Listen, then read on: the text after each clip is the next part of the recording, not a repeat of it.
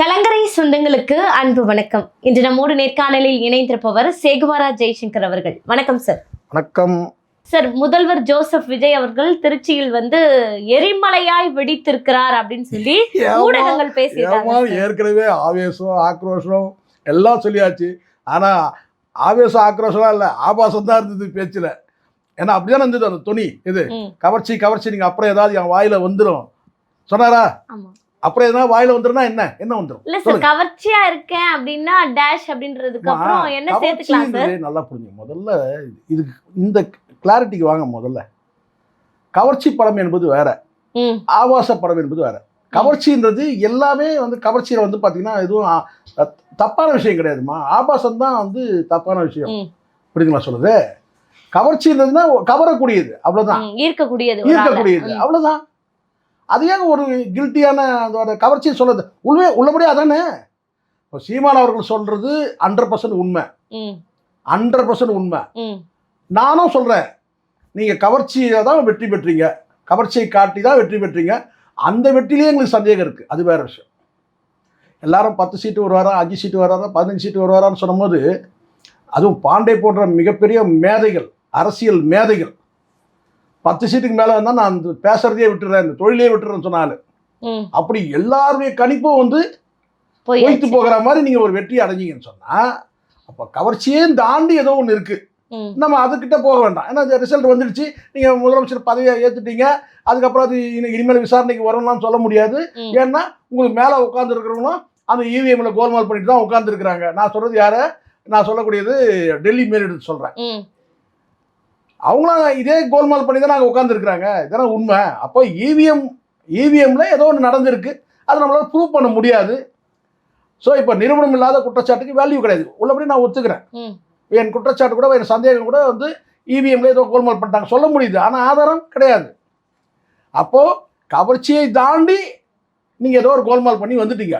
அப்போ கவர்ச்சின்னு சொல்கிறதுல உங்களுக்கு என்ன கஷ்டம் சார்? முதல்வர் இப்படிலாம் பேசலாமா சார்? ஒரு விஷயம் நல்லா புரிஞ்சுங்க. முதல்ல இவங்க வெற்றி அடைஞ்சிட்டாங்களான்றதே இவங்களுக்கு இன்னும் சந்தேகத்தில் இருக்கு. ஒரு கிளர்ச்சியில் இருக்கிறாங்க. என்ன சொல்றது கேட்டால், ஒரு வகையாக சொல்ல ஒரு இன்ப அதிர்ச்சியில் இருக்கிறாங்க. நாம் ஜெயிச்சிட்டோமா, நான் முதலமைச்சரா, ஏன்னா கனவுல கூட நினைக்காத ஒன்று திடீர்னு ஒருத்தர் நடக்குதுன்னா அவங்க யோசிப்பாங்க, இது நம்ம சுற்றி கிள்ளி பார்த்துப்பாங்க, இது நம்மளை சுற்றி நடக்கிறதுலாம் உண்மைதானா, நம்ம முதலமைச்சரா? அங்கே இருக்கிற அத்தனை அமைச்சர்களும் அப்படி தான் இருக்கிறாங்க கிட்டத்தட்ட. இது என்னங்க நம்ம வாழ்க்கையில் இப்படி ஒரு மிராக்கிள், இது திடீர்னு ஒரு அதிர்ச்சி, ஒரு அதிசயம், திடீர்னு இப்படி நடந்திருக்கு, இது உண்மைதானா, இது நம்ம சுற்றி நடக்கிறதா உண்மைதானா? அப்படி ஒரு எண்ண ஓட்டத்தில் எல்லாருமே இருக்கிறாங்க. அதனால தான் நீங்கள் கஷ்டப்பட்டு ஒன்று அடைஞ்சிங்கன்னு வச்சுக்கோங்க. இப்போது மாதம் முழுவதும் ஒரு 30 நாட்கள் வேலை செஞ்சு ஒரு 30,000 ரூபா சம்பளம் வாங்கினீங்கன்னா, அப்போ அதில் அந்த வாங்கும் போது பார்த்தீங்கன்னா சந்தோஷம் இருக்கும். அது உங்களுக்கு உள்ள ஆச்சரியமோ அதிர்ச்சியோ அல்லது பார்த்தீங்கன்னா ஐயோ நம்ம பார்த்தீங்கன்னா நம்ம பறிச்சுட்டு போயிடுவோம் அப்படின்னு நினைக்க மாட்டீங்க. ஏன்னா அதை கம்பீரமாக அதை பாக்கெட்டில் வச்சுக்கிட்டு நடந்து போவீங்க. ஏன்னா உழைச்ச சம்பளம் அது இல்லையா? நீங்கள் வங்கியில் போய் எடுக்கும் போது கூட பார்த்தீங்கன்னா அதில் ஒரு கம்பீரம் வேணும், கையெழுத்து போட்டு அதை கம்பீரமாக வாங்குவீங்க. ஆனால் அதே நீங்கள் பார்த்தீங்கன்னா திடீர்னு பார்த்தீங்கன்னா லாட்ரி சீட்டில் அடிச்சிருக்கு, இல்லை ஏதோ ஒரு தப்பான வழியில் உங்களுக்கு திடீர்னு எதிர்பாராமல் பார்த்தீங்கன்னா ஒரு 50,000 வந்துச்சு. அப்போ உங்களுக்கு எப்படி தோணும்? இப்படி முழிப்பீங்க, ஐயோ இது எப்படி திடீர்னு எப்படி நமக்கு 50,000 வந்துச்சு. திடீர்னு யாரோ ஒரு வாசல்லே போட்டு போயிடுறாங்க, ஒரு 50,000 பணத்தை போட்டு போடுறாங்க. ஐயோ இது யார் பணம் தேடி, ஐயோ வந்துச்சு. அப்புறம் ஒரு நிமிஷமும் யோசிப்பீங்கல்ல. கிட்டத்தட்ட அப்படி தான் இருக்குது இவங்களுடைய நடவடிக்கை. அத்தனை பேரும் எடுத்தீங்கன்னா அதில் இருக்க அமைச்சர் அத்தனை பேரும் பார்த்தீங்கன்னா ஒரு பேட்டி நேர்காணல் பாருங்கள், எந்த அமைச்சர் வேணால் எடுத்துங்க, நேர்காணல் போது தப்பாக கொடுக்குறாங்க, அது வேறு விஷயம். ஏன்னா அது அறிவற்ற அமைச்சர்கள்ன்றதை அவங்க நிரூபிக்கிற மாதிரி தான் அவங்களுடைய செயல்பாடுகள் இருக்குது. நம்ம சொல்லணும்னு அவசியம் கிடையாது. ஒரு இந்திய அரசியல் சாசனத்தின்படி பதவியேற்றவர்கள் நம்ம தரக்குறைவாக பேசணுன்றது நம்ம நோக்கம் கிடையாது. ஆனால் அமைச்சருடைய நடவடிக்கை அத்தனையுமே அறிவற்ற தனமாக தான் இருக்கு. அப்போ அறிவற்றங்களை சொல்றதுல என்ன இருக்கு? இல்லை, ஒரு மாதம் கழித்து திடீரென அவங்க நன்றி சொல்லும் விழா நடத்துவதற்கான காரணம் என்ன சார்? இல்லைம்மா, இது பாருங்க, நன்றி சொல்கிற விழாவே நிகழ்ச்சியே கிடையாது. இது நல்லா ஒன்று புரிஞ்சுங்க. அங்கே மக்கள் பட்ட அவதியை நான் உங்களுக்கு சொல்கிறேன். திருச்சியில் முதல்ல இந்த நன்றிக்கான கூட்டமே அது கிடையாது. இப்போ நன்றிக்கான கூட்டம் சொல்லணும், நீங்கள் யாருக்கு முதல்ல சொல்லணும்? பெரம்பூர் மக்கள் சொல்லணும். பெரம்பூர் மக்களுக்கு சொல்லணும் முதல்ல. சார் நான் இன்னைக்கு வெற்றி பெறேன்னா நாளைக்கு நன்றி தெரிவிப்பேன். அது என்ன ஒரு மாசம் அது கழிச்சு இல்லம்மா, நன்றி? அதான் நீங்க ஒரு மாதம் கிடையாது, இப்பதானம்மா நான் திருப்பி சொல்றேன், இன்ப அதிர்ச்சியிலிருந்து இப்பதானே மீண்டு வர. என்ன தங்கச்சி, இப்பதாம்மா அவர் வந்து இன்ப அதிர்ச்சியிலிருந்து மீண்டு வராரு. கோட்டச்சாமி எழுந்திருப்பான்னு சொல்லுவாங்க இல்லையா ஒரு படத்துல சொல்லுவாங்க, அந்த மாதிரி இருக்குன்னா இப்பதான் அவர் இந்த அந்த இன்ப அதிர்ச்சியிலிருந்து மீண்டு வராரு. ஏன்னா முதல் கட்டமா வந்து நம்ம சுற்றி என்ன நடக்குது, அந்த அதிகாரத்தை வந்து பார்த்தீங்கன்னா ருசிக்கிறது ஒன்று, சுவைக்கிறது ஒன்று இருக்கு இல்லையா, அந்த சீட்டில் நம்ம உட்காரது தகுதியான சீட்டை கொஞ்ச நேரம் பார்த்தார் இல்லையா, அது அதுக்கப்புறம் தலைமை எப்படி சொல்றீங்க சார்? அவருடைய செயல்பாடை பார்த்தா ரொம்ப நுணுக்கமான அரசியல் செய்யறது போலதான் இருக்கு. இடைத்தேர்தல் பிரச்சாரத்தை ஆரம்பிச்சிட்டாரு அப்படின்ற அதுதான் சொல்ல வரேன். அதுதான் இருங்க, அதனாலதான் நான் சொல்றேன், பெரம்பூருக்கு சொல்லலை, உள்ளபடியே நாமினேஷன் ஃபைல் பண்ணது பெரம்பூர் முதல்ல. அந்த தொகுதி தானே இப்போ நீங்க வந்து பார்த்தீங்கன்னா முதலமைச்சர் ஆகியிருக்கீங்க, எம்எல்ஏ ஆகிட்டீங்க, முதலமைச்சர் ஆகிருக்கீங்க, ஒன்று ராஜினாமா பண்ணிட்டீங்க. ராஜினாமா பண்ண தொகுதிக்கு முதல்ல போறீங்க. காரணம் என்னன்னா அங்க பை எலெக்ஷன் வருது. அந்த எலெக்ஷன்ல வந்து பாத்தீங்கன்னா இந்த 27,000 வாக்குகள் வித்தியாசம் இல்லாம மீண்டும் ஜெயிக்கணும். 1000 ஓட்டு குறைஞ்சால் கூட, இது 1000 ஓட்டு குறைஞ்சால் கூட விஜய்க்குள்ள அந்த மவுசு குறைஞ்சிருச்சுங்க. பாருங்க, முதல்ல வந்து பாத்தீங்கன்னா வந்து 27,000 ஓட்டு ஜெயிச்சாருங்க. அதே பாருங்க, ஆட்சி வந்து பார்த்தீங்கன்னா பை எலெக்ஷன் 2 மாதம் தாங்க பை எலெக்ஷனு, எப்படின்னு ஒரு மாதம் ஆகும்னு வச்சுங்களேன். இப்போவே ஸ்டெப் டவுன், அது வேற விஷயம். இது இப்போவே ஸ்டெப் டவுன்.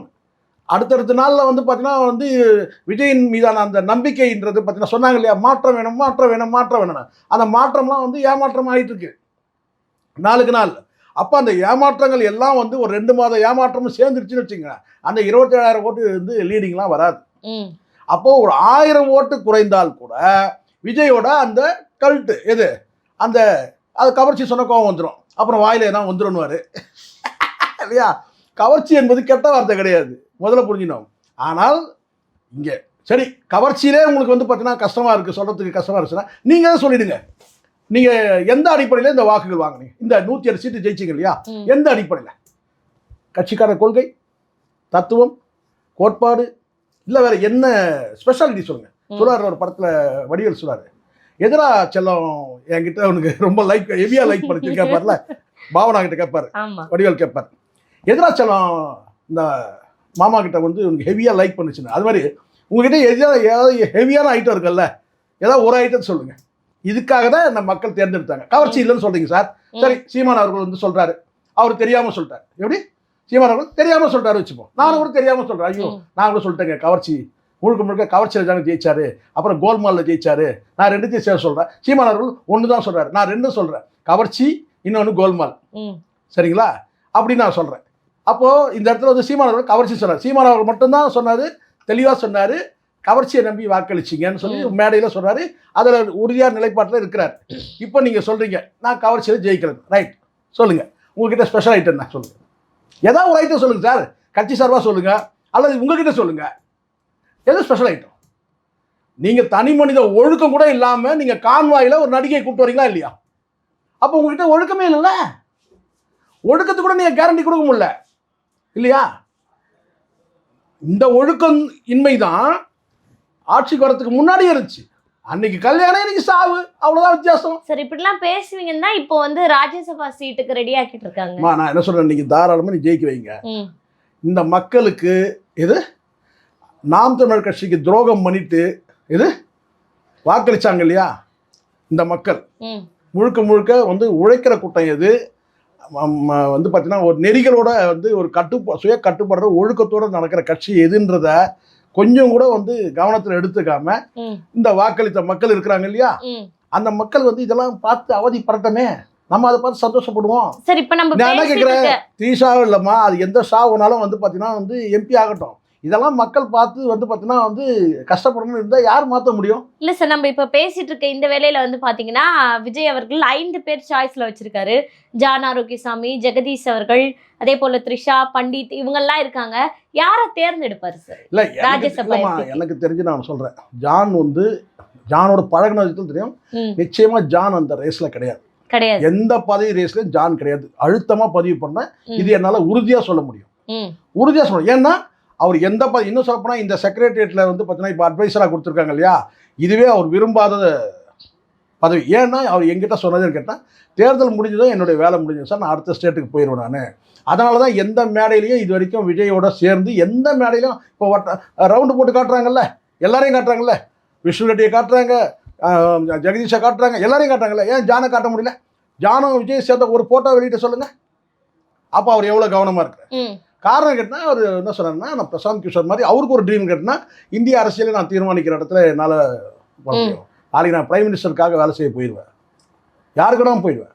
அப்போ நான் நிறுவனம், நான் கம்பெனி, அதனால் நான் வந்து. ஆனால் இதுவே எனக்கு ஆச்சரியம் என்ன கேட்டிங்கன்னா, அவர் வந்து அரசோட ஆலோசகராக இருக்கிறாரு அப்படின்றதே எனக்கு வந்து விஜயோட அரசியல் ஆலோசகராக இருக்கிறாருன்றது அது பெரிய எனக்கு சந்தேகம். ஏன்னா வந்து அது எப்படி ஒத்துக்கிட்டாருன்னு தெரியல. ஏன்னா அவர் என்கிட்ட சொன்னார். அதனால் எம்பி பதவி ரேஸில் வந்து ஜான் கிடையாது. இது 5 பேர் சொல்லும் போது அவங்களா ஒரு கணக்கு போடுறாங்க. விஷ்ணு ரெட்டியாக இருப்பார், ஜெகதீஷாக இருப்பார், இவராக இருப்பார்.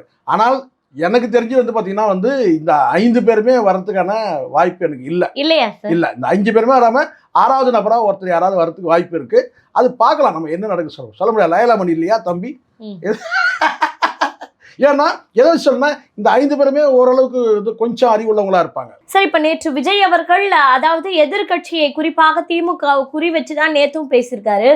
போதை புழக்கம் இன்னைக்கும் இருக்குன்னா அதுக்கு என் மேல வீணா பழி போட்டுட்டீங்க, திமுக தான் காரணம் அப்படின்னு இன்னைக்கும் ஆட்சிக்கு வந்த பிறகும் அப்படி பேசுறாங்க. இதைத்தான் நான் சொல்றேன். ஒரு அறிவற்ற பேச்சு, நேர்மையற்ற பேச்சு. எப்படி அறிவற்ற பேச்சு, நேர்மையற்ற பேச்சு. ஒரு முதலமைச்சர் வந்து இப்படி பேசவே கூடாது. நீங்க உங்களுக்கு வந்து பாத்தீங்கன்னா நீ சொல்ற சில பேர் போடுறான் ஃபன்னி பீச்சுன்னு போடுறான். அது ஃபன்னி ஸ்பீச் மாதிரியே தெரியல, சரிங்களா? அது வந்து ஃபன்னி ஸ்பீச் மாதிரி தெரியுது. காரணம் அசிங்கமா இருக்குன்னு சொல்ல வரேன். ஏன்னா உங்ககிட்ட அதிகாரம் முழுக்க முழுக்க உங்ககிட்ட இருக்கு. அத்தனை ஆயுதங்களும் உங்ககிட்ட இருக்கு. இது அத்தனை ஆயுதங்கள் இருக்கு. இப்போ நீங்க தான் வந்து பார்த்தீங்கன்னா இங்கே வந்து போதையை ஒழிக்கிற இடத்துல நீங்கள் இருக்கணும். நீங்கள் இந்த இடத்துல வந்து பார்த்தீங்கன்னா இந்த இடத்துல நான் போதையை வந்து இப்போ நீங்கள் சொல்கிறீங்க என்னென்னு கேட்டிங்கன்னா, கடந்த ஆட்சியில் வந்து பார்த்தீங்கன்னா போதை கலாச்சாரங்கள் வந்து தெரு முழுக்க வந்து கஞ்சாவை வந்து விட்டுட்டு போயிட்டாங்கன்னு நீங்கள் சொல்கிறீங்கல்ல. அப்போ உங்கள் அதிகாரத்தை பயன்படுத்தி இந்த 20 நாட்டில் எங்கேயாவது ஒரே ஒரு இடத்துல கஞ்சாவை வந்து கடத்துறவங்களை பிடிச்சிங்களா? எங்கேயாவது வந்து பார்த்தீங்கன்னா போதை கலாச்சாரம் எங்கேயாவது ஏதாவது ஒரு வகையில் நீங்கள் அப்பட்டமாக ஒரு பொய் சொல்கிறீங்க. டாஸ்மாகை இழுது மூடிட்டான்றீங்க. கடந்த ஜெயலலிதாவும் 500 கடையை மூடினாங்க, ஸ்டாலினும் 500 கடையை மூடினாரு. ஏன் நீங்களும் வந்து பார்த்தீங்கன்னா அவங்கள ஃபாலோ பண்ணி தான் பண்ணியிருக்கீங்க. இப்போ நீங்கள் மின்சாரத்துறைக்கு நீங்கள் சொல்கிறீங்க, ஒரு உதாரணம் சொல்கிறீங்க, நீங்கள் பண்ணல ஜெயலலிதா பண்ணாங்கன்னு சொல்கிறீங்கல்ல. அதை தான் நானும் சொல்கிறேன். நீங்கள் கடையை மூடினீங்களா? 700 கடையை மூடினீங்களா? 717 கடையை மூடினீங்களா? ஜெயலலிதா அவர்கள் 500 கடையை மூடி இருக்கிறாங்க, ஸ்டாலினும் 500 கடையை மூடி இருக்கிறாரு. அப்போ 3 கடைகள்லாம் வந்து பார்த்தீங்கன்னா வருமானம் குறைஞ்சானா கிடையாது. காரணம் கேட்டிங்கன்னா அந்த வாங்கக்கூடிய பொருளை வந்து பார்த்தீங்கன்னா பக்கத்தில் போய் வாங்க போகிறான், அவ்வளோதானே. கொருக்குப்பட்டில் கிடைக்கலன்னா வண்ணாரப்பேட்டில் வாங்க போகிறான், கண்டிப்பா இல்லையாம்மா? வண்ணாரப்பேட்டை கிடைக்கலன்னா பாரிஸ்காரனில் வாங்க போகிறான், பாரிஸ்காரனில் கிடைக்கலையா ட்ரிப்ளிகாரனில் வாங்க போகிறான். எங்கேயோ நான் எல்லாம் ஒரு 1/2 கிலோமீட்டர் 1 கிலோமீட்டர் வித்தியாசம் தானே. சரி, இன்னைக்கு இபிஎஸ் அவர்கள் மிகவும் கோபமா பேசியிருக்காரு. என்ன அப்படின்னா, அதாவது கஞ்சா விற்பனை தட்டி கேட்ட ஒருவரை வந்து பாத்தீங்கன்னா தாக்கி இருக்கிறாங்க. இப்படிப்பட்ட கொலை சம்பவம்லாம் வந்து ஒரு கஞ்சாவை தட்டி கேட்டதுக்கு நடக்குது. இதுதான் இந்த ஆட்சியினுடைய அவலமா அப்படின்னு கேள்வி கேட்டிருக்காங்க. முதல்ல அடிப்படையில இந்த ஆட்சிக்கு வந்து ஏன் ஸ்திரத்தன்மை இல்லைன்னு கேட்டீங்கன்னா, முதல்ல நான் சொல்றேன் கேளுங்க, நீங்க ஆச்சரியமாவோ அதிர்ச்சியாலாம் நீங்க பார்க்காதீங்க. இன்னைக்கு விஜய் கூப்பிட்டு வந்து பாத்தீங்கன்னா இந்த 108 எம்எல்ஏ பேரில் வந்து பாத்தீங்கன்னா 1/4 பங்கு 108ல் நீங்க ஒண்ணுமே வேண்டாம், ஒரு 25 பேரை சொல்லுங்க. வெறும் 25 பேர், 15 எம்எல்ஏ பேரை சொல்லுங்க. விஜய் வந்து ஒரு 15 எம்எல்ஏக்களை வரிசையா பேரை சொல்லுங்க. தெரியாது, பேரே தெரியாத போது அவங்க யார் என்னன்னு தெரியுமா? நீங்க சொல்லுங்க. இப்போ முழுக்க முழுக்க வேட்பாளர் பட்டியல் நீங்க தான் 234 கேண்டிடேட் நீங்க தான் ரெடி பண்றீங்கம்மா. அதுல 108 பேர் தான் ஜெயிச்சான். அந்த 108லயும் வந்து பாத்தீங்கன்னா எம்எல்ஏக்கள் பேரே ஒரு 25 பேர் தெரியாது. அப்போ உங்களுக்கு மொத்தம் மாவட்ட நிர்வாகிகள் எத்தனை பேர் இருக்கிறான் தெரியுமா? தெரியாது. அப்போ கட்சி கட்டுப்பாடே உங்ககிட்ட வந்து பார்த்தீங்கன்னா பிடிமானம் கிடையாது. ஆனால் மற்ற கட்சியில் அப்படி இருக்காது, அவங்களுக்கு தெரியும். இப்போ உதாரணத்துக்கு இப்போ மதுரைனா மதுரையில் யாரெல்லாம் இருக்காங்க சொல்லி எடப்பாடி பழனிசாமி ஒரு 15-20 பேர் சொல்லுவார். ஏன்னா அவங்க முழு நேரம் கட்சி பணி. உங்களுக்கு இங்கே இருக்கிற நேரத்திலேயே வந்து பார்த்தீங்கன்னா இதுக்கு கொஞ்சம் அதுக்கு கொஞ்சம் அப்படி உங்கள் நேரமே வந்து பார்த்தீங்கன்னா கட்சி கிடையாது. ஏன்னா 2 வருஷத்துல நீங்க கட்சியை தொடங்கி கட்சி கட்டமைப்பு உருவாக்கி அப்படிப்பட்ட ஒருவர் தானே அதாவது அதிமுகவே இல்லாம ஆக்கிட்டேன் அப்படின்னு சொல்லிட்டு பேசிருக்காரு. நல்லா புரிஞ்சுக்கணுமா? இங்க எம்எல்ஏக்களை விலை வாங்க நிறைய பேர் இப்படி சொல்றாங்க. எம்எல்ஏக்களை விலைக்கு வாங்குறதுனாலலாம் வந்து ஒரு கட்சியை ஒழிச்சிட முடியுமா? 1,13,00,000 பேர் வாக்களிச்சிருக்காங்க. குதிரை பேரம் அவர் நடத்தலையாமே சார்? ஆமா, குதிரை பேரம் நடத்தல, ஒட்டக பேரம் நடத்தினார். உண்மை வேற என்ன சொல்லுவாங்க? வேற என்ன சொல்ல முடியும்? குதிரை பேரம் நடத்தல, ஒட்டக பேரம் நடத்தினாரு, சிறுத்தை பேரம் நடத்தினாரு. நிஜமா தான். என்ன இது வந்து பார்த்தீங்கன்னா வந்து ஒரு நியாயம் வேணாமா வந்து பார்த்தீங்கன்னா நல்லா தெரியுது நீங்கள் திமுக ஆட்சியை வந்து நீங்கள் எதிர்த்தீங்க பேசுனீங்க எல்லாம் ஆட்சிக்கு வந்த அன்னைக்கே போய் அவரை சந்தித்து சால்வையும் போட்டீங்க. எதுக்காக போட்டீங்க? உங்கள் முன்னாடி தான் வந்து பேசுகிறாரு உதயநிதி. இது முழுக்க முழுக்க எங்களுக்கு வாக்களித்த கூட்டணி கட்சியோட வந்து ஆதரவில் தான் நீங்கள் வந்து ஆட்சி அன்னைக்கே வந்து ஒரு நல்ல ஒரு உணர்வுள்ள ஒரு மனிதராக இருந்தால் கூசி இருக்கோனாமா, கூசி இருக்கணும்ல, அன்னைக்கு கூச்சப்பட்டிருக்கோனாமா. உங்கள் ஆட்சியே வந்து பார்த்தீங்கன்னா எங்களுடைய வாக்குகளை பெற்ற சட்டமன்ற உறுப்பினர்கள் தான் உங்களுக்கு வாக்களிச்சிருக்காங்க, கூட்டணி கட்சி தலைவர்கள் வாக்களிச்சிருக்கிறாங்க. அவங்க தயவுலேயே நீங்கள் வந்து உட்காந்துக்கிட்டு அதுக்கப்புறம் அவங்களே என்ன சொல்கிறீங்கன்னு கேட்டால் வந்து பார்த்தீங்கன்னா வந்து நீங்கள் சவால் வரீங்க மீண்டும் பழைய கதையில். ஸ்டாலின் சாருக்கும் விஜய் சாருக்கு தான் வந்து 2 பேருக்கு தான் போட்டி, ஒன்று இன்னொன்று. இதே வந்து கேட்கறவங்க வந்து பார்த்தா வந்து சரி இல்ல இவ்வளவு தெளிவாக இருக்கக்கூடிய விஜய் அவர்கள் உங்களுடைய கூட்டணி கட்சிகள் முதல்ல தெளிவா இருக்கிறாரா? எதுல உங்களுடைய கூட்டணி கட்சிகள் தயவுல எனக்கு ஆட்சி வேண்டாம் அப்படின்னு அன்னைக்கு தூக்கி போட்டிருக்கலாம். நான் சொல்றேன் கேளுமா, பதவியில் வந்து உட்காரணும். வாழ்க்கையில கிடைக்காத ஒரு சந்தர்ப்பம் வருது, நினைச்சு கூட பார்க்காத சந்தர்ப்பம், எப்படியாவது உட்காந்துரும். சரி உட்காந்துட்டீங்க, ஏதோ பேசுனீங்க, சோஃபா கொடுத்தீங்க, இது சரி எவ்வளோ நாள் தான் வந்து பார்த்தீங்கன்னா பிளாஸ்டிக் சேர்லேயே உட்காந்துருப்பாரு. ஒரு சோஃபாவை கொடுத்துட்டீங்க, சோஃபாவுக்குள்ளே வச்சு நல்லா வந்து கட்டாக கரன்சியை வச்சு கொடுத்துட்டீங்க. அவங்களும் வந்து உட்காந்துட்டாங்க, நீங்கள் வந்து பார்த்தீங்கன்னா உட்காந்துட்டீங்க, முடிஞ்சிருச்சு, ஸ்டெபிள் ஆகிட்டீங்க. இப்போ எதுக்கு அதிமுக வந்து பார்த்தீங்கன்னா ஒவ்வொருத்தராக வந்து தண்டத்துக்கு வந்து பார்த்தீங்கன்னா நீங்கள் வேலைக்கு வாங்குறீங்க? நீங்களே சொல்லுங்கள், எதுக்கு வாங்கி என்ன ஆக போகுது? எப்படி ராஜினாமா பண்ணுறாங்க, அங்கே இடைத்தேர்தல் வருது, நீங்கள் வந்து ஒரு தப்பு கணக்கு போகிறீங்க.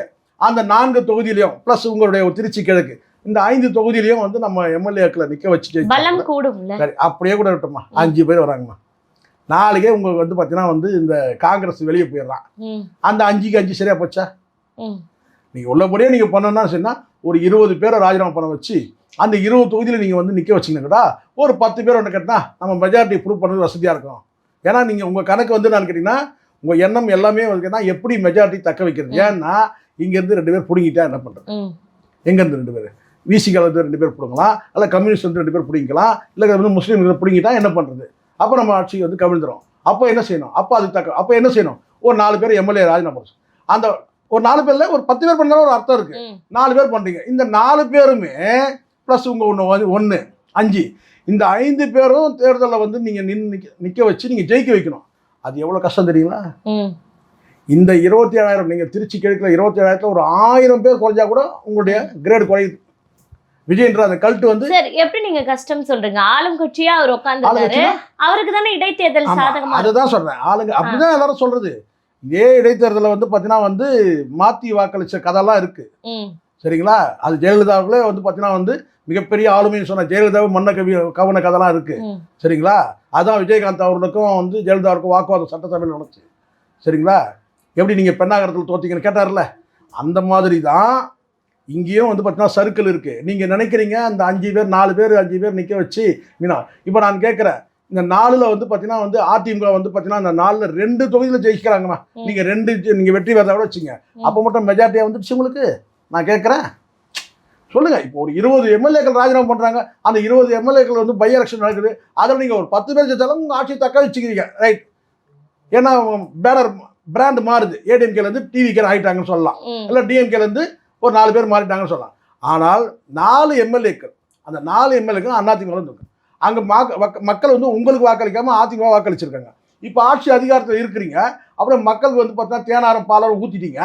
உடனே இருக்கிற அந்த மக்கள் வந்து கேட்டால் அந்த 4 தொகுதியிலேயே இருக்கவங்க பா டிவிக்கு ஆட்சிக்கு வாக்களிச்சிடலாம் நம்ம அப்படி போட்டு போறாங்களா? சார் போட்டு இடுவாங்களா சார்? முதல்ல இடைத்தேர்தலில் எதிர்கட்சிகள் எனக்கு தெரிஞ்சு அந்த எம்எல்ஏக்களுக்கு கொடுத்தாங்கன்னா வந்து மண்ணை கவிடுவாங்க 100%. ராஜினாமா பண்ண கண்டிப்பா அவங்க மீண்டும் அந்த தொகுதியில் கொடுத்தாங்கன்னா டிவிகே சார்பில் அவங்க போட்டிட்டாங்கன்னா மண்ணை கவிடுவாங்க. ஏன்னா இண்டிபெண்டன்ட் செல்வாக்கில் அவங்க யாருமே வரல. அதிமுக வந்து இரட்டை அதிமுக வந்து கொடி அதை வச்சுதான். அப்போ மீண்டும் அங்கே அதிமுக வந்து பிரச்சாரம் வந்து வலிமையா இருக்கும், துரோகம் பண்ணிட்டு போயிட்டாங்கன்னு சொல்லி பேசுவாங்க கண்டிப்பா. அப்போ நீங்கள் வந்து கடுமையான போட்டியை வந்து அங்கே வந்து எதிர்நோக்கி இருக்கும். எப்படி இருந்தாலும் வந்து பார்த்தீங்கன்னா எல்லாருடைய பிரச்சாரங்களும் வந்து பார்த்தீங்கன்னா வந்து டிவிகேக்கு எதிராக இருக்கும்போது பார்த்தீங்கன்னா டிவிக்கோட வாக்கு வங்கி ஏற்கனவே வாங்கின வாக்கு வங்கியை விட வந்து பார்த்தீங்கன்னா குறைவாக இருக்கும். இப்போ உதாரணத்துக்கு இப்போ விஜய் எடுத்துங்க, 27,000 வாக்குகளில் வந்து ஒரு இந்த டிஃப்ரென்ஸ் இருக்குது. அப்போ 27,000 வாக்குகள் வந்து பார்த்தீங்கன்னா இங்கே கண்டிப்பாக பிரச்சாரங்கள் முன்னெடுக்கும் போது, அதுவும் இன்றைக்கி வந்து விஜய் வந்து இருக்க பிம்பம் ஸ்டெப் டவுன் ஆகிட்டே இருக்குது. சரிங்களா? அப்போது இந்த 27,000 வாக்குகளை வந்து பார்த்தீங்கன்னா வாங்குறது சிரமம். அதே ரிசல்ட் தான் மற்ற தொகுதியிலும் கிடைக்கும். ஏற்கனவே நீங்கள் டிவிக்கே வாங்கின வாக்குகளோட வாக்கு சதவீதம் குறைய தான் செய்யும். இல்ல திருச்சியில உங்களுக்கு தெரிஞ்ச முகத்தை தான் நிக்க வைக்க போறேன் அப்படின்னு சொல்றாரு. நீங்க எந்த முகத்தை நிக்க வச்சா நீங்களே நின்னுட்டீங்க, அப்புறம் தெரிஞ்ச முகத்தை நிக்க வச்சா மட்டும் என்ன? நீங்க நின்று 27,000 ஓட்டு, இப்போ தெரிஞ்சவங்க என்ன இருக்குன்னா ஒரு 1000 ஓட்டு குறையட்டுமே.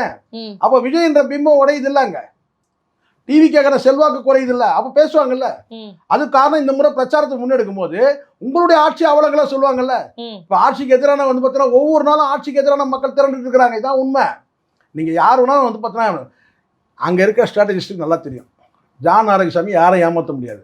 அவருக்கு தெரியும் ஒவ்வொரு நாளும் ஆட்சிக்கு எதிரான எப்படி டேமேஜ் கண்ட்ரோல் பண்ண தெரியல. இப்போ உதாரணத்துக்கு இப்போ நீங்கள் நாலு மீடியா இருக்குமா, ஒன்று பாலிமர், இன்னொன்று வந்து பார்த்தீங்கன்னா வந்து புதிய தலைமுறை, இன்னொன்று வந்து பார்த்தீங்கன்னா தந்தி, இன்னொன்று நியூஸ் தமிழ். இந்த 4 சத்தியம் கூட வச்சுக்கலாம். ஏன்னா இவங்கெல்லாம் வந்து பார்த்தீங்கன்னா வந்து விஜயின் மாஸ் ஸ்பீச், விஜயின் ஆவேசமான பேச்சு, ஆவேச உரை, விஜய் ஆக்ரோஷமாக உரை எல்லாம் சொன்னவங்க தான். ஆனால் அத்தனை பேர் என்ன போடுறாங்க பார்த்தீங்கன்னா அந்த மீடியாக்கெல்லாம் அவங்களுக்குலாம் உண்மையிலே வந்து பார்த்தீங்கன்னா பார்க்குறாங்களா இல்லையான்னு தெரியல. அந்த அத்தனை மெயின் ஸ்ட்ரீம், அந்த 5 மெயின் ஸ்ட்ரீம் மீடியாலுமே கீழே கமெண்ட்டில் போடும்போது கேட்டினா விஜய் ஃபன்னி ஸ்பீச்சுன்னு போடுறான். எப்படி ஃபன்னி ஸ்பீச்சுன்னு போடுறான். ஆனால் இவன் ஆவேச பேச்சுன்றான். கமெண்ட்டில் வந்து பண்ண ஃபன்னி ஸ்பீச் ஃபுல்லாகவே முழுக்கவே ஒன்று கூட விஜய்க்கு ஃபேவராக இல்லை. சார் திருச்சி மக்கள் வந்து நேற்று ஒரு நாள் வந்து பார்த்தீங்கன்னா காலையிலேருந்து பஸ் எல்லாம் நிறுத்தி அந்த வழியெல்லாம் பிளாக் பண்ணி அதுதான் வந்து கடும் அவதிக்கு என்னுடைய உள்ளாக்கியிருக்காங்க. நண்பரே ஒருத்தர் சொன்னார், ரொம்ப நெருங்கிய நண்பர், ரொம்ப பிரபலமானவர். அவர் பேரை சொல்ல முடியல. அவர் என்கிட்ட சொன்ன ஒரு வார்த்தை ரொம்ப கஷ்டமாக இருந்துச்சு. அவர் சொன்னார், 4 மணிக்கு வர்றார் சார் இவர். 4 மணிக்கு வரவருக்கு 10 மணிக்கு வந்து ரோடை பிளாக் பண்ணிட்டாங்க. குழந்தைங்களோட வயசான பெரியவங்க எல்லாரும் வந்து பார்த்தீங்கன்னா வந்து நடந்தே போனாங்க சார். திருச்சி முழுக்கமே வந்து பார்த்தீங்கன்னா விஜய்க்கு வந்து எதிராக போயிடுச்சு. ஒரே நாள் தான் சார். உள்ளபடியாக இந்த தேர்தலே அவர் ஜெயிக்க. ஏன்னா அந்த மக்கள் வந்து பார்த்தீங்கன்னா அவ்வளோ வந்து, ஏன்னா இன்னைக்கு சோசியல் மீடியா இருக்குமா. நீங்கள் ஒரு காலத்தில் ஜெயலலிதா கூட இந்த மாதிரியான போக்குவரத்துலாம் நிறுத்தலையா நீங்கள் கேள்வி கேட்பீங்க. அப்படிலாம் நீங்கள் பண்ணதுனால தானே மண்ணை கவர்னது. 96ல் நல்லா கேளுங்க, 91லேருந்து 95 வரைக்கும் அவங்களுடைய ஃபர்ஸ்ட் ரூல் ஜெயலலிதா. அது 96ல் வந்து பார்த்தீங்கன்னா அதிமுக எதிர்த்து ஒரு நாயை நிற்க வச்சாலும் ஜெயிச்சிருக்கோம். காரணம் கேட்டால் அவ்வளோ அட்ராசிட்டி, அவ்வளோ அட்டுழியம். ஏன்னா இந்த மாதிரி முதலமைச்சர் ஆன பிறகு எல்லாம் இது ஒரு அதிகார போதைமா. இது தனக்காக இத்தனை மணி நேரம் காத்து இருக்கிறது, தனக்காக வந்து பார்த்தீங்கன்னா வந்து ரோடை பிளாக் பண்ணுறது, தனக்கு மட்டுமே முக்கியத்துவம் கிடையாது. இதெல்லாம் வந்து ஒரு அதிகார சுவை, போதை. மக்களோட மக்களாக போக கூடாதா கார்ல? யாரு அந்த சீனையும் இங்க ஓட்டினார்ல. மக்கள் காத்திருக்கூடாது, நான் வந்து தனி ரூட்ல போறேன், மக்கள் வந்து பாதி, இதெல்லாம் ஓட்டிட்டு நான் காலையில 10 மணிக்கு நின்னது. அவர் சொல்றாரு, என் கண் கலங்கிடுச்சு ஜெய், நான் பார்த்துட்டு கண் கலங்கிட்டேன் நான். ஏன்னா குழந்தைங்களை தூக்கிக்கிட்டு வயசானவங்க எல்லாம் வந்து பார்த்தீங்கன்னா நடந்து அல்லோகளை வந்து அவதிப்பட்டாங்க 4 மணி வரைக்கும். 4 மணிக்கு உங்களுக்கு மீட்டிங். அந்த 4 மணிக்கு கூட வந்து பார்த்தீங்கன்னா நீங்கள் வந்து பார்த்தீங்கன்னா வந்து நீங்கள் எத்தனை மணிக்கு வரீங்க, எத்தனை மணிக்கு போகிறீங்கன்றத முன்கூட்டியே நீங்கள் சொல்லிட்டீங்கன்னா கூட பார்த்தீங்கன்னா, இல்லைங்க நான் காலையில் 10 மணிக்கு நீங்கள் போட்டிருந்தீங்கன்னா கூட பார்த்தீங்கன்னா அந்த இடைப்பட்ட அந்த காலை நேரத்தில் அவங்களுக்கு டிஸ்டர்பன்ஸ் இருக்கா. மதியம் மேலே எப்படி பார்த்தாலும் உங்களுக்கு 1/2 மணி நேரம் கூட்டம் தானே, இது 1/2 மணி நேரம் ஃபன்னி ஸ்பீச் தானே, சரிங்களா, முடிஞ்சிட்டு இருக்கோம். ஆனால் காலையில் சாயந்தரம் 4 மணிக்கு சொல்லிட்டு 10 மணிலேருந்து 4 மணி வரைக்கும், இன்னும் சொல்லப்போனால் ஃபுல் டே தானே ஏறக்குறையா. ஏன்னா நீங்கள் முடிச்சுட்டு கிளம்புற வரைக்கும். அப்போ ஒரு 4 முழுக்க வந்து பார்த்தீங்கன்னா போக்குவரத்து இல்லைன்னா எப்படிமா இருக்கும்? ஏன் போக்குவரத்து தடை செய்றீங்க? முதல்ல இதுக்கு ஸ்ட்ரிக்டான ஒரு ரூல் இருக்கணும். அந்த ரூல் வந்து பார்த்தீங்கன்னா இது மத்திய அரசு செய்யணும். என்னதான் பாதுகாப்பு கட்டினா இந்த பிம்பம் கட்டுறீங்க, பெரிய பாதுகாப்பு இருக்கிற மாதிரி ஒருத்தர் பார்க்குற இந்த எல்லாரையும் நம்ம தற்கொலை சொல்லிட்டு இருந்தோம். எது அப்படி சொல்லக்கூடாது, அதுதான் தற்கொலை சொல்லிட்டு இருந்தோம். ஏன் சொல்லக்கூடாது? நீங்க வேற தற்கொலை தான் சொன்னோம். முதல்வர் சொல்லியிருக்காருல்ல. இல்லம்மா, நான் சொல்றது இல்லை, தற்கொலை தான் சொன்னோம். இங்க நீங்க நல்லா பாக்குறீங்க. ஒருத்தர் பாவம் வந்து ஒரு எல்லாம் இருந்தாலும் மனுஷங்க தானமா, காவல்துறை அதிகாரிகளும் மனுஷங்க தானமா, இரும்புலேயமா செஞ்சு வச்சிருக்கு அவங்கள. நான் கேட்குறேன், ஓடி வந்து மேலே ஜம்ப் பண்றாரு, எப்படி விழுந்தாரு பார்த்தீங்களா? சொல்லுங்க. அவர் விழும்போது பக்குன்னு சில நமக்கு உண்மையிலே சொல்கிறேன், அந்த மேலே அவர் ஜம்ப் பண்ணுறாருமா, அப்படியே விழுறாரு நமக்கு காக்கணும். அப்போ இதுக்கு முன்னாடி அதானே நடந்துச்சு. என்ன இதுக்கு முன்னாடி யூனிஃபார்ம் இல்லாமல் வந்து பார்த்தீங்கன்னா வந்து உங்களை நம்பி உங்கள் பின்னாடி ஓடி வந்த இளைஞர்கள் இப்போ காவல்துறை அதானே நடக்குது. கொஞ்சம் தான் வீலில் மாட்டிகிட்டு இருப்பாருமா. நீங்கள் பார்த்தீங்களா அவர் விழுந்த இடம் ஜஸ்ட் மிஸ். கரெக்டாக கொஞ்சம் உள்ளே போயிட்டு தானே கால் போயிட்டு. ஸோ இதெல்லாம் வந்து இதுதான் நான் என் கண்ணுக்கு முன்னாடி தெரியுறது. 91 ஜெயலலிதா வந்து இந்த 95 வரைக்கும் ரூல் பண்ணாங்க பார்த்தீங்களா, அது என் கண்ணுக்கு முன்னாடி வந்து நிற்குது. ஆனால் அப்படிப்பட்ட ஜெயலலிதா கூட ஒழுக்கம் கெட்ட பொம்பளை அப்படி இப்படி எல்லாம் பேசுனாங்கம்மா. ஜெயலலிதா வந்து எவ்வளோ தரக்குறவா பேச முடியுமோ திமுக வந்து பேசுனாங்க. ஒழுக்கம் கெட்ட பொம்பளை, ஏன் விபச்சாரிலாம் கூட பேசுனாங்க ஒரு மேடையில். ஆனால் அப்படிப்பட்ட ஜெயலலிதா கூட வந்து பார்த்தீங்கன்னா அந்த 5 ஆண்டுல கூட வந்து பார்த்தீங்கன்னா அவங்க மீது வந்து எவ்விதமான பாலியல் குற்றங்களோ அவங்கள சார்ந்தவர்கள், ஜெயலலிதா அவர்களை சார்ந்தவங்க யார் மீதும், இந்த தினகரன், திவாகரன், அந்த கரண், இந்த கரண், எல்லாம் கரண் இருக்கிறாங்களா, சுதாகரன், யார் மீதுமே பாலியல் குற்றங்கள் எதுவுமே கிடையாது. ஊழல் பண்ணாங்க, கொள்ளை அடிச்சாங்க, மன்னார்குடி மாபியான்னு பேர் எடுத்தாங்க. ஆனால் யார் மீதும் இந்த நாள் வரைக்கும் வந்து ஒரு பாலியல் குற்றங்கள் கிடையவே கிடையாது. ஆனால் இந்த 5 வருஷத்துல நீங்களே ஒரு முன்னுதாரணமா இருக்கணுமா வேணாமா? இப்போ நீங்க வந்து பார்த்தீங்கன்னா வந்து திருமணத்தை கடந்த உறவுல இருக்கிறீங்கன்றத உங்க மனைவி சொல்லிட்டாங்க. அதை நிரூபிக்கிற மாதிரி நீங்க வந்து முதலமைச்சர் ஆன பிறகு நீங்க நடந்துக்கும் போது சாதாரண மக்கள் நிலைமை என்ன? கண்டிப்பா. இன்னொன்னு உங்களுக்கு தெரியுமா, ஜெயலலிதா ஆட்சியில பரஞ்சோதின்னு நினைக்கிறேன் ஒரு எம்எல்ஏ அமைச்சராக்குறாங்க. அமைச்சராக்கின உடனேமா ஒரு வாரமோ ஒரு மாதம் தான் இருக்கும், ஒரு மாதம் இருக்காது. அப்போ அவங்களோட 2வது மனைவி வந்து என்ன நம்பிக்கை துரோகம் பண்ணிட்டாருன்னு சொல்லிட்டு முறையிடுறாங்க. என்ன ஆச்சு தெரியுமா? பதவி விட்டு தூக்கிட்டாங்க. மெம்பர்லேருந்து எல்லாத்தையும் தூக்கிட்டாங்க. அமைச்சர் பதவி இருக்கிறது அவங்களுக்கு என்ன கட்சியில் வந்து பார்த்தீங்கன்னா டோட்டலாக வந்து காலிப்பாங்க. அதே மாதிரி இதே செங்கோட்டை இன்னைக்கு இருக்கிற அதே செங்கோட்டையன் கூட பார்த்தீங்கன்னா ஒரு புகார் வரும்போது பார்த்தீங்கன்னா அவர் சீனியர் மெம்பர்னால வந்து ஒரு மெம்பராக இருந்துட்டார் தவிர பதவி பிடிக்கிட்டாங்க. மாவட்ட செயலர் பதவி பிடிக்கணும், அமைச்சர் பதவி பிடிக்கிட்டாங்க. ஸோ எதுக்காக இது சொல்கிறேன்னா, ஜெயலலிதாவை எவ்வளோ நீங்கள் குற்றம் சாட்டினீங்களோ அப்படிப்பட்ட அந்த ஒரு நடிகையாக இருந்தால் கூட வந்து பார்த்தீங்கன்னா அவங்க வந்து ஒழுக்கமாக கட்டுப்பாடாக மக்களுக்கு வந்து பார்த்தீங்கன்னா எந்த வகையிலும் வந்து ஒரு தவறான முன்னுதாரணம் இல்லாமல் அவங்க வந்து வாழ்ந்துட்டு போனாங்க இல்லையா? ஆனால் நீங்கள் எப்படி இருக்கீங்கன்னு பாருங்க. நீங்கள் இதுக்கு முன்னாடி எப்படி வேணா இருக்கலாம் சார். இங்கே யாருக்கும் சவால் விடுற இடத்துல இங்கே வந்து பார்த்தீங்கன்னா இது உங்களுக்கு தனிப்பட்ட வாழ்க்கையில நீங்கள் எப்படியோ நீங்கள் இருந்துக்கிறீங்க. ஆனால் நீங்கள் ஒரு முதலமைச்சர் ஆகிட்ட பிறகு அந்த கண்ணியம் இருக்கணும்ல. சொல்லுங்கள், நீங்களே சொல்லுங்கள். அப்போ நீங்கள் மீண்டும் நான் அதே தவற செய்கிறீங்கன்னு பார்த்தீங்கன்னா யாருக்கு இதில் என்ன சந்தோஷம் இருக்குது? ஏன் இந்த சந்திப்பை நீங்கள் தவிர்க்க முடியாதா? நான் கேட்குறேன். இந்த சந்திப்பை நீங்கள் தாராளமாக அவங்க தனியாக ஒரு காரில் கூட வந்து அஜித் அவர்களை வந்து அவங்க அம்மாவுக்கு ஆதரவு தெரிவிக்கலாம். இதை நீங்கள் கூட ஒன்றா சேர்ந்து ஒரு கான்வாயில் வரணும்னு அவசியமே இல்லை. அப்போ நீங்கள் எவ்வளோக்கு எவ்வளோ நீங்கள் மாண்பை உடைக்கிறீங்களோ அந்த அளவுக்கு உங்களுக்கு தான் சிக்கல். அதனால தான் நான் சொல்கிறேன், என்.டி. ராமாராவ் அவர்களுக்கு வந்து கடந்த காலத்தில் அவர் பண்ண என்ன சொல்ல கேட்டால் அவர் தவறான நடவடிக்கை வந்து ஒரு கட்டத்தில் தேவுடுன்னு சொன்னவங்க அத்தனை பேரும் செருப்பு தூக்கி அடிச்சாங்க. தெய்வம்னு சொன்னாங்க, தேவுடு தேவுடு தேவுடுன்னாங்க. ஆனால் செருப்பு தூக்கி அடிச்சாங்க. காரணம் என்ன? தவறான நடவடிக்கை. குடும்பத்தை மீறிய வந்து பார்த்தீங்கன்னா ஒரு உறவு இருக்கும்போது அது நடந்தது. இந்த மக்களெல்லாம் நீங்கள் நம்பாதீங்க. இந்த மக்கள் வந்து பார்த்தீங்கன்னா இன்றைக்கி வாழ்கன்னுவாங்க, நாளைக்கே வந்து பார்த்தீங்கன்னா வீழ்கன்னுவாங்க, நாளைக்கே திருப்பி விட்டுருவாங்க தோசையை. ஏன்னா நாளுக்கு நாள் நீங்களே உங்களுடைய வந்து மரியாதையும் மாண்பையும் நீங்கள் வந்து சதைச்சிக்கூடாதுல்ல. எனக்கு பொறுத்த வரைக்கும் நான் அப்படி தான் பார்க்குறேன். விஜயோட மாண்பு மரியாதை அத்தனையுமே வந்து பார்த்தீங்கன்னா நீங்கள் உடைக்கிறீங்க. கவர்ச்சி அரசியல் சொல்ல தப்பு இல்லை, கவர்ச்சி அரசியல் தானே நீங்க ஜெயிச்சீங்க, உண்மைதானே இது. கண்டிப்பா. இன்னொன்னு விவசாயிகள் பத்தி பேசினார் இல்ல சார், ஆனால் விவசாயிகளுக்கு அந்த தள்ளுபடி கடன் அதெல்லாம் வந்து நிறைவேற்றலன்னு சொல்லிட்டு போராட்டம் நடக்குது அன்னைய நாள்லயே. இந்த ஆட்சியை பொறுத்தவரைக்கும் 5 பிரதானமான போராட்டங்களை முன்னெடுக்கிறத நம்ம பார்க்கறோம். ஒன்று கரண்ட், கடன் செகண்ட், அது கடைசி தான். முதல் போராட்டமே கேட்டீங்கன்னா துப்புரவு பணியாளர்களுக்கு ஒரு ஆதரவு தெரிவிச்சு. துப்புரவு பணியாளர்கள் போராட்டம் தொடருதா இல்லையா? அவங்க தொடர்ந்து, ஏன்னா நீங்கள் தான் கூப்பிட்டு வச்சு பேசுனீங்க அந்த திமுக ஆட்சியில் இருக்கிறேன். இப்போ அவங்க போராட்டம் நடக்குது. சரி, அதுக்கப்புறம் பார்த்தீங்கன்னா இந்த டாஸ்மாகில் 10 ரூபா வாங்குற பிரச்சனை வந்து ஒரு போயிடும். அந்த 10 ரூபா ஓடிட்டு தான் இருக்குது, இன்னைக்கு வரைக்கும் 10 ரூபா ஓடிட்டு தான் இருக்குது, 20 ரூபா இருக்குது. டாஸ்மாக் ஊழியர்கள் போராட்டம் பண்ணுறாங்க. அதுக்கப்புறம் மின்சாரம் வந்து பார்த்தீங்கன்னா வந்து எல்லா இடத்துலையும் அதை வந்து கட் பண்ண உடனே மின்சாரம் வந்து அவங்க போராடுறாங்க. ஆசிரியர்கள் ஒரு பக்கம் போராடுறாங்க. இப்படி பலவிதமான ஒரு நாளுக்கு நாள் வந்து பார்த்தீங்கன்னா வந்து பிரதானமான போராட்டங்கள் முன்னெடுத்து தான் இருக்காங்க. எந்த போராட்டத்தை விடுறதுன்னு தெரியல, தினசரி போராட்டம் இருக்குது. அப்போ இந்த இடத்துல நீங்கள் என்ன செய்யணும்னு கேட்டிங்கன்னா, இல்லை இதெல்லாம் வந்து நான் மாற்றி அமைப்பேன், இந்தந்த சிக்கலை இந்தந்த பிரச்சனைகளை நான் தீர்ப்பேன்னு சொல்லிட்டு நீங்கள் மேடையில் வந்து நின்ன உடனே இந்தந்த பிரச்சனைகளை நான் 20 நாட்களில் இதெல்லாம் செஞ்சுருக்கேன்னு சொல்லி நீங்கள் லிஸ்ட்டு போட்டிங்கன்னா அது உண்மையோ போயோ அது வந்து பார்த்தீங்கன்னா விவசாயிகள் போராட்டம் நான் விட்டுட்டேன் பாருங்கள், 4 போராட்டம் விவசாயிகள் போராட்டம். அப்போது இதில் வந்து பார்த்தீங்கன்னா எது நீங்கள் உண்மையினா கூட அதாவது நீங்கள் சொல்லலாம், இது எல்லாத்தையும் என்னால் வந்து பார்த்தீங்கன்னா வந்து ஒரே மாதத்தில் முடிச்சிட முடியாது, இன்றைக்கி 20 நாளில் நான் இந்த பிரச்சனைலாம் நான் முடிச்சிருக்கிறேன் அப்படின்னு பேசிட்டு நீங்கள் உங்களுடைய பேச்சுகள் வந்து கண்ணியமாக இருக்கணும். ஆனால் அதை விட்டுட்டு கேட்டிங்கன்னா டி. ராஜேந்தர் பாணியில் தூரம் ஓரம் மோரம் காரம் இப்படி பேசிட்டு இருந்தீங்கன்னா எப்படி சொல்லுங்க பார்க்கலாம். கண்டிப்பாக நமக்கு அது பார்க்கவே ஒரு அருவருப்பாக இருந்துச்சு. என்னையா பேச்சு இது, ஒரு முதலமைச்சர் பேசக்கூடிய பேச்சா இது? இல்ல சார், வாக்குறுதிகள் கொடுத்தா அதை அப்படியே நிறைவேற்றணும்ல.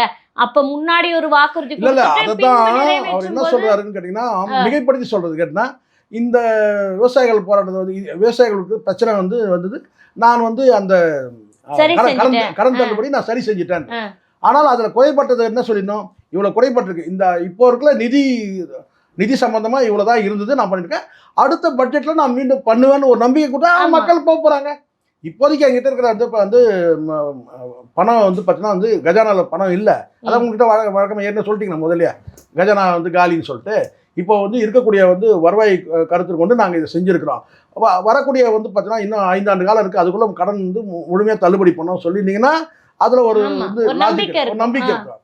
நீங்கள் அதை முழுமையாக நீங்கள் என்ன செய்யணும்னா இப்போதைக்கு இதை செஞ்சுட்டு அவ்வளோதான்ற மாதிரி தான் உங்களுடைய பேச்சு இருக்குது. அதை தாண்டி வந்து மற்ற எல்லா விஷயங்களும் நீங்கள் பேசும்போதெல்லாம் ஒரு அரசியல் ரீதியாக நான் சொல்றேன்னா கட்சி ரீதியாக அது தீர்ந்து போன கட்சி, இது தீய கட்சி. அப்போ நீங்கள் என்ன கட்சி? நீங்கள் என்ன வாந்தி இருக்கிற மாதிரி தான் இருக்கு உங்கள் கட்சி. இது வாந்தி கட்சி, அது தீய கட்சி, இது தீர்ந்த கட்சி மற்றும் பலர் எல்லாமே அரசியல் ரீதியாக தானே இருக்கு. மக்கள் வந்து இந்த டிவி காட்சியை வந்து பார்த்தீங்கன்னா ஒரு அருவருப்பாக ஃபீல் பண்ணுறாங்கல்லம்மா. நம்ம வந்து ஏதோ வந்து பார்த்தீங்கன்னா சொல்லணுன்றதுக்காக சொல்லலை. மீண்டும் சீமான சீண்டிட்டார்ல சார், இவரெல்லாம் போட்டியே கிடையாது. மற்றும் பலர் சொல்றதே என்னன்னா, அடுத்த சிறுமைப்படுத்தி இதைத்தான் ஜெயலலிதா செஞ்சாங்க. என்ன சொன்னாங்கன்னா, களத்துல வந்து எதிரிகளே இல்லை, கண் முன்னாடி ஏதோ ஒரு வார்த்தை சொன்னாங்க, நல்ல வார்த்தை கேட்டா, கண்ணுக்கு எட்டிய தூரம் வரை களத்தில் எதிரிகளே இல்லை. எப்படி ஞாபகம் இருக்கு பாருங்க நமக்கு, கண்ணுக்கு எட்டிய தூரம் வரை களத்தில் எதிரிகளே இல்லை அப்படின்னு பேசுனாங்க. ஆனா அப்புறம் தான் தெரிஞ்சது, அப்போலோவில் போய் படுக்க வச்ச போது எதிரிகள் சுற்றி அவங்க பாருங்க எப்படி இருக்கு பாருங்க, கண்ணுக்கு எட்டிய தூரம் வரை எதிரிகள் களத்தில் எதிரிகளே இல்லைன்னு சொன்னாங்க. அவங்க எதிரிகள் பக்கத்திலே இருந்திருக்கிறாங்க. நம்ம அதை பார்த்தோமா இல்லையா? அப்போலோ ஹாஸ்பிட்டலில் வந்து அவங்க வந்து சிகிச்சையில் இருந்தபோது நம்ம பார்த்தோம். ஸோ எப்படிப்படாலாம் அதே தான் நானும் சொல்கிறேன். விஜய் அவர்களுக்கும் இந்த மாதிரியான பேச்சுக்கள் வரக்கூடாது. அடுத்தவங்களை வந்து பார்த்தா சிறுமைப்படுத்தி எதிர்கட்சியும் இருக்காதாமே சார் வருங்காலத்துல. நீங்க ஒரு நல்லா புரிஞ்சுங்க, இப்படி சொன்னவங்க அத்தனை பேரும் காலியா இருக்கிறாங்க. ஏன் இந்த திமுக ஆட்சி எடுத்துங்க, எப்படி ஒரு மாதத்துல இவ்வளவு ஆணவம்? அதெல்லாம் வந்து அந்த பதவி சுகம் அந்த மாதிரி பேச வைக்கும். அவர் பேசல, அந்த அதிகாரம் பேச வைக்குது. அந்த கான்வாயில் உட்காந்துக்கிட்டு அப்படி வானத்தையும் அப்படி பார்த்து அது வந்துடும், இயல்பாகவே வந்துடும். என்ன பவர்! சாதாரணமா ஒரு முதலமைச்சர் பதவி, இன்னும் இவரெல்லாம் பிரதமரானார்னா என்ன ஆகும் பார்த்துங்க. எது அப்படி ஒரு கனவு இருக்குது, அது வேற விஷயம், சரிங்களா? பட் இதுவே ஓவர் ஆயிடும். எதுக்காக சொல்கிறேன்னா, இது நல்லா புரிஞ்சுக்கணும். கடந்த ஆட்சியில் இதே வந்து ஸ்டாலின் அவர்கள் 200 வெல்வோன்னு சொன்னார், 200 சீட்டை வெல்வோனார். கடைசியில் அவரே தோத்தாரா? அவரே நம்ம இந்த இடத்துல எதையுமே வந்து பார்த்தீங்கன்னா விடுபடாமல் பேசணுமா, அதான் நியாயமான. எதையும் 200 வெல்வோன்னு சொல்லிட்டு அவர் தொகுதியில தோத்தார். சார் இன்னொன்று அந்த வெள்ளை அறிக்கை இவங்க சொன்னாங்கல்ல, அது என்ன ஆச்சுன்ற அப்டேட் கொடுக்கல. எதுவுமே மகளிர் உரிமை தொகை இதெல்லாம் என்ன பண்ண போறாங்கன்னு சொல்லல. ரொம்ப எதிர்பார்க்குறீங்க இவர்கிட்ட, அதெல்லாம் நீங்க எதிர்பார்க்காதீங்க. இங்க நல்லா ஒண்ணு புரிஞ்சிடும், அவருடைய பேச்சு எப்படி இருந்தது, தேர்தல் பிரச்சாரமா தான் தோணுச்சு. பிரச்சாரம் கூட இருக்கட்டும், அந்த பேச்சோட தன்மை வந்து அசிங்கமா இருந்துச்சுமா பேச்சு. அப்புறம் என் வாயில வந்துருன்னு பேசுறாரு. இது ஒரு முதலமைச்சர் பேசுறத ஒரு எம்எல்ஏ கூட பேச மாட்டாங்க.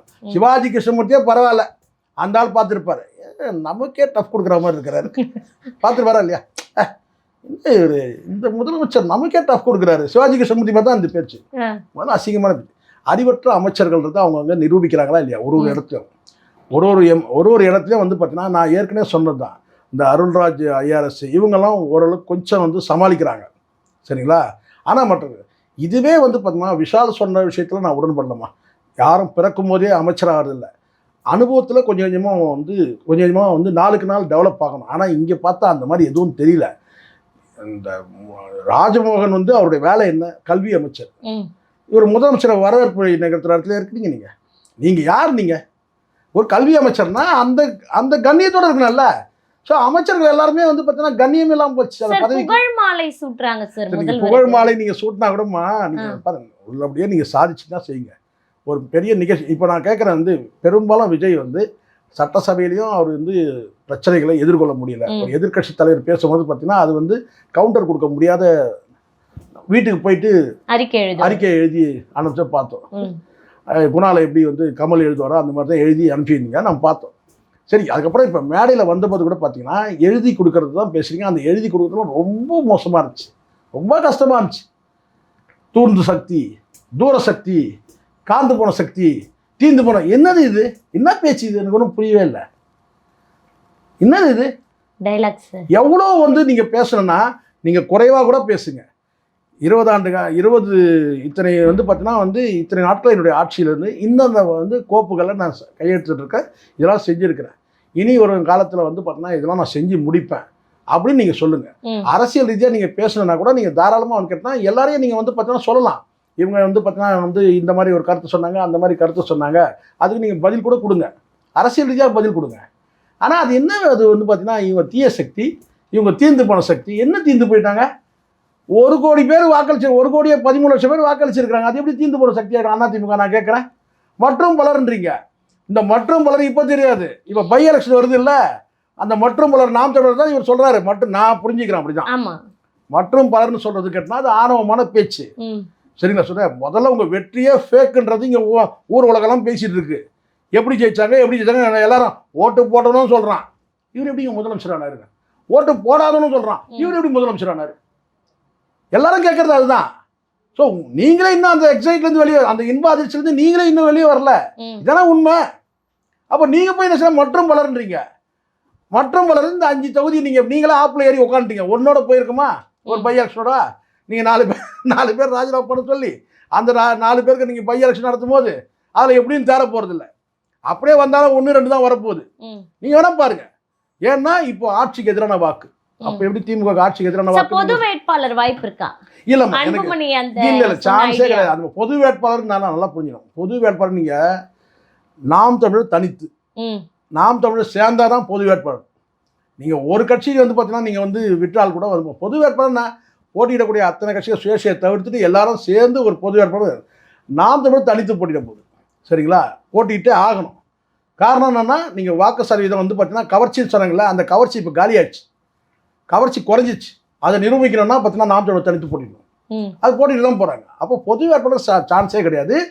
பொது வேட்பாளர் நிற்க வச்சிங்கன்னா அதுவே ஒரு பலவீனம் தான். ஏன்னா அங்கே எப்படியும் கூட்டணியில் வந்து பார்த்தீங்கன்னா வந்து ஒரு கூட்டணி இருக்குது. அந்த கூட்டணி எதிர்த்து ஒரு பொது வேட்பாளர் எதுக்காக இருக்கும்? இங்கே தனித்தே கூட போட்டிட்டோம். நீங்கள் என்ன தான் விசிகாவோ மதிமுகவோ அல்லது இன்னும் இருக்கிற வந்து உதிரி கட்சிகள் நீங்கள் கூட்டணி போட்டால் கூட வந்து பார்த்தீங்கன்னா அது அத்தனையுமே வந்து செல்லா கட்சிகள். அது வந்து திமுக ஆட்சிக்கு நிரூபணம் ஆயிடுச்சு. ஏன்னா அவங்களுக்கெல்லாம் வாக்கே கிடையாது. சும்மா அவங்க நானும் ரவுடி தான்ற மாதிரி வந்து சீட்டு வாங்கினாங்க. அதுவும் முழுக்க விசிகாவுக்கு மிகப்பெரிய இழப்பு. அந்த போராளின்ற அந்த பட்டத்தெல்லாம் திறந்துட்டு இன்னைக்கு வந்து திருமாவளவன் வந்து பார்த்தீங்கன்னா வந்து இது ஒரே ஒரு சோபா செட்டோட நிற்கிறாரு. இதான் உண்மை. துரை வைகோக்கு என்ன வேலை சார்? இல்லைம்மா, இப்போ அந்த போர்வாலை பொறுத்த வரைக்கும் துருப்பிடிச்ச போர்வால் இது எதுக்குன்னு கேட்குறீங்கன்னா வந்து பார்த்தீங்கன்னா அந்த போர்வாலை வந்து சொல்லுவாங்கள்ல கூடு தீட்டுறதுக்காக கூட அந்த சாணை மிஷினில் இப்போ விஜய் தான் சாணை மிஷின் வச்சுங்க. அந்த போர்வாலை கூடு தீட்டணும்ல, துருப்பிடிச்ச போர்வால் அதை வச்சு என்ன செய்ய முடியும்? ஒன்றும் செய்ய முடியாது. காய்கறி கூட நறுக்க முடியாது. அப்படி ஆயிடுச்சு. ஸோ அதனால் வந்து பார்த்தீங்கன்னா வந்து ஏற்கனவே அவங்க என்ன நோக்கத்துக்காக கட்சி தொடங்கினாங்க, இந்த விசிகா, இந்த மதிமுக, இவங்கெல்லாம் வந்து திமுக எதிர்த்து தான் அரசியல் கட்சி தொடங்கினாங்க. அதோட கூட்டணி வச்சு வந்து கேட்டால் வந்து கூர்முனை மழுங்கின கத்திகள், மொக்க கத்திகள். இதை வச்சு என்ன பண்ண முடியும்? கடந்துட்டு போட எங்கே இருந்தால் என்ன, மொக்க கத்தி தான் ஆயிடுச்சு, யூஸ் இல்லை. சும்மா ஒரு காட்சியாக வேணால் வச்சுக்கலாம் வீட்டில். இது போர்வாலை வந்து துருப்பிடிச்ச போர்வாலை அப்படி மாட்டி தொங்க விட்டுடலாம். அதுக்கு தான் யூஸ் ஆகும். ஏன்னா அது வந்து பார்த்தீங்கன்னா அது ஒன்று இன்னும் சொல்லப்போனால் இன்னொரு ஆபத்து இருக்குது. மதிமுகவுக்கு வந்து இன்னொரு பேர் இருக்குது, மரண திமுக. அது வந்து அந்த பக்கம் போய் கூட்டணியில் சேர்ந்தாங்கன்னா தாவேக்கால இருக்கிறவங்களுக்குலாம் வந்து பார்த்தீங்கன்னா அவங்க உயிரை கட்டியாக பிடிச்சிக்கணும். ஏன்னா மதிமுக அப்படி ஒரு பேர் இருக்குது. அந்த கட்சியில் பெரும்பாலும் பார்த்தா தற்கொலை பண்ணி செத்துருப்பான். அந்த கட்சி தொண்டர்கள் யாரும் விரும்பவே இல்லை. நீங்கள் சொல்றீங்களா துரை வைகோ சொன்னீங்கன்னா, வைகோட உண்மையான தொண்டர்கள் யாருமே இந்த சந்திப்பே விரும்பவே இல்லை. மிச்ச சொச்ச பேர் இருக்கிறாங்கல்ல, ஒரு 4-5 பேர், 2-3 பேர் இருக்கிறாங்கல்ல, அவங்களும் வந்து பார்த்தீங்கன்னா வந்து திமுக போய் சேர்ந்துருவாங்க. இதுதான் உண்மை. ஏன்னா யாருமே துரை வைகோ வந்த பிறகு பார்த்தீங்கன்னா அது இன்னும் மரண திமுகன்றது வந்து 100% ப்ரூவ் ஆயிடுச்சு. இப்போ நீங்கள் வந்து பார்த்தீங்கன்னா இங்கே வந்து விஜய் சந்திக்கிறாங்க, சால்வ் போகிறாங்க, என்ன பண்ணாலும் அது வந்து பார்த்தீங்கன்னா அது வந்து பெருமையாகாது. அது இருக்க தெரிஞ்சு தான் போகும், ஒன்றும் இல்லாமல் போயினால தான். ஸோ இதெல்லாம் வந்து சேர்க்குற இடத்துல இப்போ இணையிற இடத்துல இருக்காங்கம்மா இந்த மதிமுக, விசிகா, இதெல்லாம் வந்து ஏன் கம்யூனிஸ்டுகள் கூட நான் சொல்கிறேன், எல்லாம் அடையாளத்தில் இருந்து அது டிவிக்கோட ஒரு கட்சியாக தான் பார்க்கப்படுமே தவிர தனி கட்சியா இவங்க ஒரு பெரிய கூட்டணிலாம் பேரெல்லாம் சொல்லிக்கலாம் வேணா. இங்க டிஎம்கேல இருக்கும்போதாவது வந்து கணிசமா வந்து வாக்குகள் அங்க போய் சேர்றதுனால ஒண்ணுமே இல்லை. அவங்களுக்கே தெரியும். ஏன் இன்னைக்கு இருக்கிற இந்த எம்எல்ஏக்களால தான் அவங்களுக்கு செல்வாக்கு. கூட்டணினால இவங்களால எந்த பலனும் கிடையாது. நீங்க இதெல்லாம் எப்போ நடந்திருக்கணும்? இதெல்லாம் வந்து பார்த்தீங்கன்னா இவங்களோட மதிப்பு மரியாதைலாம் இருக்கும்போது நடந்திருக்கணும். எப்போ நீங்க வந்து பார்த்தீங்கன்னா நீங்க எப்போ இந்த விகடன் விழாவில் கூப்பிட்டாங்களோ அப்போ போயிருந்தீங்கன்னா கூட பரவாயில்ல. இப்போ நீங்க ஒரு செல்வாக்கெல்லாம் இழந்து இப்போ போய் நீங்க வந்து போய் நான் வந்து ஆதவர்ஜுனா சொன்ன மாதிரி ஒரு 20 பேர் தான் இருக்கிறாங்க அங்கே, எல்லாரும் இங்கே வந்துட்டாங்கன்னு சொல்ல மாட்டு அவங்களோட போய் சேர்ந்துக்கிறீங்க, அவ்வளோதான். ஸோ திருமாவளவன் வந்து வைகோ இந்த கம்யூனிஸ்டுகள் இவங்களுடைய வந்து பார்த்தீங்கன்னா அரசியல் வாழ்க்கை முடிவு வந்துச்சு, அவ்வளோதான். இனிமேல் வந்து புதுசாக வரக்கூடிய கட்சிகள் இப்போ இந்த அண்ணாமலை புது கட்சின்றாரு. சரி, இப்போ இந்த இடைத்தேர்தல் இருக்குல்ல சார், விஜய் சொன்னது போல டிவிகே விசஸ் டிஎம்கே தான் இருக்குமா? அப்படி இல்லை, அப்படி இருக்கிறதுக்கு வாய்ப்பு இல்லைமா. ஏன்னா இங்க எம்எல்ஏக்கள் பாருங்க, வெற்றி அடைஞ்ச இப்போ ராஜினாமா பண்ண எம்எல்ஏக்கள் எல்லாமே அதிமுகவில். அங்கே போட்டி எப்படி இருந்திருக்கு? ஒரு பக்கம் டிஎம்கே வெர்சஸ் ஏடிஎம்கே அப்படி இருந்திருக்கும். ஏன்னா ஆளுங்கட்சியாக இருக்கிறாங்க. இல்லை டிவிகே வெர்சஸ் ஏடிஎம்கே அப்படி இருக்கும்போது எப்படி நீங்கள் வந்து பார்த்தீங்கன்னா இவர் அப்படி ஒரு பிம்பம் கட்ட பார்க்குறாரு. என்னன்னு கேட்டால் வந்து போட்டி வந்து அதிமுக அவ்வளோதான் சொல்லிட்டு. அதிமுக நான் சொல்கிறேன், எடப்பாடி பழனிசாமி இன்னும் கொஞ்சம் ஆவேசமாக இறங்கினாருன்னா வேற லெவலில் இருக்கும். இப்போ தானே வந்து பேச ஆரம்பிச்சிருக்காங்க. ஏன்னா போன மாதிரி இருந்துட்டு இப்போ தான் பேச ஆரம்பிச்சிருக்கிறாங்க. அதனால் வந்து பார்த்தீங்கன்னா ஒரு உள்ளபூர்வமாக உணர்வுபூர்வமாக வந்து இப்போ வாக்குகள் இருக்குமா, ஏதோ நீங்கள் ஏதோ ஃபிக்ஸட் டெபாசிட் பேங்க்கில் போட்ட மாதிரி நினச்சிட்டு கூடாதுல்ல. அது மெல்ல மெல்ல அப்போ நீங்கள் வந்து பார்த்தீங்கன்னா சென்சிட்டிவாக இறங்கி வந்து பார்த்தீங்கன்னா களத்தில் இறங்கி நீங்கள் போராட்டங்களை முன்னெடுக்கணும். இப்போ இதே அரசுக்கு இதே டிவிக்கு அரசுக்கு எதிராக நீங்கள் போராட்டங்கள் முன்னெடுங்க. அப்போ தானே நீங்கள் இருக்கிறீங்கன்னு ஆகிடும். எதிர்கட்சி வேலையை இன்னொரு கட்சி செய்யுது, நம்ம கொஞ்சம் ரெஸ்ட் எடுத்துக்கலாம்னு நினைக்க முடியாதுல்ல. இப்போ நீங்கள் வந்து பார்த்தீங்கன்னா கட்டாயம் அதிமுக வந்து இந்த 4 தொகுதியிலும் ஜெயிக்க வேண்டிய நிர்பந்தம் கட்டாயம் இருக்கு. அது பார்க்கலாம் களத்தில் என்ன நடக்குதுன்னு. கண்டிப்பா சார், நடப்பு கால அரசியல் குறித்து பல்வேறு தகவல்களை பகிர்ந்துக்கிட்டீங்க. தொடர்ந்து பேசுவோம். நன்றி. நன்றி.